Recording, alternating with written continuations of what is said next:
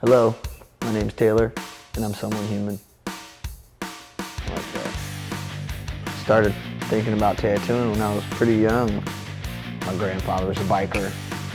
There's always a bunch of old tattooed dudes and old women that were just tattooing in tents or in whatever cover roof thing they had in a mud pit. I enjoyed it a lot. It's very rebellious. Starting out tattooing was a bit bumpy. It wasn't the best. It wasn't that great, but I had the ambition and wanted to keep doing it. And that's pretty much what I think anybody that wants to do this job has to have. Yeah, I was an apprentice for a while and it went sour. I went without an apprenticeship or shop to work in. I still had friends who were tattooers that were keeping me in contact, keeping me in the loop, making sure I was still keeping everything that I learned and didn't forget it.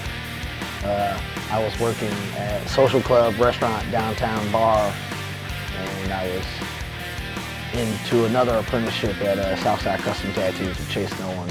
Fucking awesome guy. Love you if you see this. And he pretty much told me, he's like, if you want to do this, you're going to have to quit everything and go broke and just put your all into this.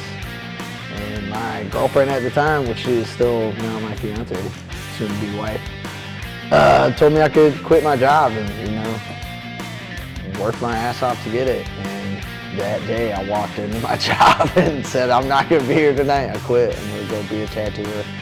And it was a struggle for the first 3 years. I went 3 years as an apprentice after that, learning, working for free, riding a bicycle from one side of town to the whole other twice a day just to make it. And I actually ended up going back to work about 2 years into my apprenticeship, working at another bar, kind of building clientele and talking to people and, getting my tattoo work out. And then finally, I took the bite and that shop closed. So I went without a shop or finished apprenticeship. And I was kind of just up in the air, what am I gonna do? It's kind of hard to find another spot, it's kind of hard to get back in somewhere after being an apprentice. And I came here, and I knew the owner and her ex-husband at the time, and they were good friends. They knew I knew how to tattoo. They knew I knew a lot of people. And they put trust in and told me to get my license and come work here. Been here since. This place is awesome. Couldn't ask for a better shop to work in. The crew, the aesthetic, the hours, whatever, I have a blast every day here at work, even when it's slow. Tattooing now is a whole lot different than when I was in my apprenticeship. I got treated pretty shitty, but I also was taken care of, this guy's never let me go hungry. I had a phone, I always had somewhere to sleep. It wasn't like I was dead to the world and just didn't have anything. I was just learning. And at that point, anything that involved the tattoo shop was what I had to do. If I was hungry, they would make sure I ate, but I was there. You know what I mean? I was there for anything they needed to keep learning. And I was hazed, I wore a dress for a week because I was late. I fucking held a sign out on the side of the road with a dress on. It was like, don't be late to work, Had my face stenciled. That was terrible. It took hours to get off. I drove the tattoo shop I worked for across the East Coast maybe 8 times for tattoo conventions because that was my job. Don't say a word about it. If you bitched, you probably weren't driving at all and you would stay at home. So, I had to suck it up and take it. And, there were tears, there were days where I didn't know if I wanted to do it at all, And you fight through that because it's worth it. It is. I'll tell anybody right now. If you want this, it is so worth it when you get done. It is very gratifying to have your clients be like, I love my tattoo and I can't wait to get another one, and they tell other people that they get tattooed by you. It's very fun. You get stuck in a rut. Everybody does. Any artist, any person that does anything. You get stuck in a repetition and you can't feel like you can break that. You don't feel like you want to step into a new style or you want to try something new because you don't know how it's going to come out. And I feel like that's a big thing that people have to overcome. You're not going to learn that unless you try it. Like, it's not always going to be good. You're not always going to have a great tattoo. There's always going to be a challenge. But if you just go into it level-headed, man, stay calm and just enjoy it. Even the worst tattoo you've ever done will still always spark an interest in you wanting to do better than that. Or learning from what you did on that. Those colors suck together. You know? Don't do that line variation. Maybe shade it differently. You figure all that shit out as you go.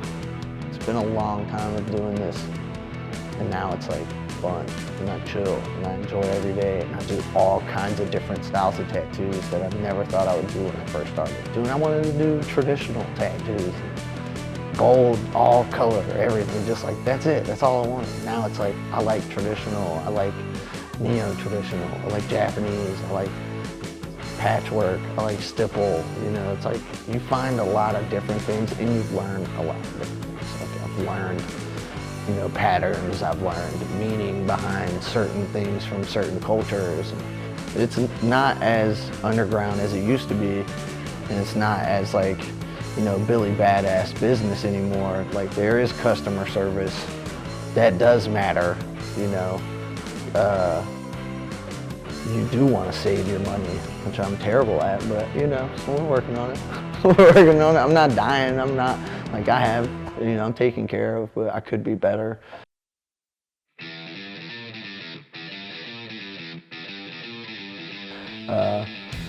I think that's a big part about it, is learning how to manage your money, because this is a job still as much as it's a hobby and it's a love and it's a passion. It's still a job, but we still make good money if you work hard and you do good work. I mean, you could be a great artist and be an asshole to a customer, and that'll lose you. I mean, it could lose you $10,000. You know, that person might know 800 people, and none of them want to come get tattooed by you now because you were rude or disrespectful or just didn't listen to them or something. You know, I don't do portraits. I know a few portrait artists that are phenomenal, and I would rather get you the right tattoo than take your money and give you something that you might not gonna like. Because at the end of the day, you have to live with this forever. I could get you into good hands with somebody to give you a great tattoo. You can be like, that kid that told me to go get this tattoo is the best, you know? At the end of the day, it's not about the money. Like, you're getting tattooed, this is on you forever. I want it to look good on you forever, no matter what we do. I don't care if it's an infinity knot and it's this big. I want it to be perfect, because you're gonna have to see that when you're 45, 50, 80, whatever. And I still wanna look good then. You know, that's the thing. Like, it's not a painting on your wall that you can just paint over. You know, I mean, you can. People do it all the time now, but that shit costs money. It's expensive. Tattoos are not cheap. And if they are, probably not that great. You know, it's as simple as that. Some of the worst and best things about Tramp Art Studios, we'll say some of the worst times are like when I first came here, this place was almost a year old, open. It was just me, Kirsten, and Billy at the time. And I mean, it was hard, because like, I was still a fresh tattooer. Kirsten was still just fresh tattooing. Billy had been tattooing the longest out of all of us. So it was kind of hard for all of us to just hold together as three. And then them also being in a relationship and like struggling with opening a new shop, it did cause some like tensions to flare when times would get hard, or when people were having a bad day or anything like that. I mean, it happens, you know, you got people that are stressed, animosity, nobody's making money. It's like, you don't know if the shop's doing great. And you know, all I could tell Kirsten back then was like, when we make it to the 3-year mark, it's all good. Once you get to 3 years as a tattoo shop, you should be a well-oiled machine and working. And I've been here almost 7 years. Right about 6 or 7 years. And like, it's been nothing but better since like the 3 years. At the beginning, it was rough. We still had fun, because we had days when it'd be slow. It's only 3 of us. We would close the shop, put a sign on the door, go to the beach, you know, whatever. Now we can't do that, because we have 10 artists, and we have so many people that come here, and it's, even on a slow day, we still get phone calls, we still get emails, we still get everything. So I mean, the building aspect of this place has been probably my favorite. I mean, we've expanded. We have a shop in Denver. We have artists who travel every month. I mean, we have a guest artist station that's for when people come into town and just need somebody to tattoo. I love when we travel on our group trips. We just go to Universal Studios, just the whole shop, all of us. Imagine 12 people just all just like, yeah, we're gonna go. And a bunch of grown-ass adults and get rowdy somewhere, and we just look like a bunch of tattooed hooligans, you know? That's fun, that we can all do that. We all have dinner together, we all hang out at home, we all go downtown, we go to the movies, as a shop, as a collective, which is dope. And we do that with other shops too. We interact with a lot of the shops in the city and hang out and have parties together, which is nice because in other cities they don't. The shops hate each other. There's other places where they don't get along, they don't respect each other. It's a competition. It's still a competition here, but we all like each other. There's enough people around here to get tattoos for everybody to do it. I can't wait to see like 10 years, everybody that's in this business, where they're at, what they're doing. We all just like banging hard shit out. We're all on top of like just doing gangster tattoos and sending dope shit out the door with like all of our love.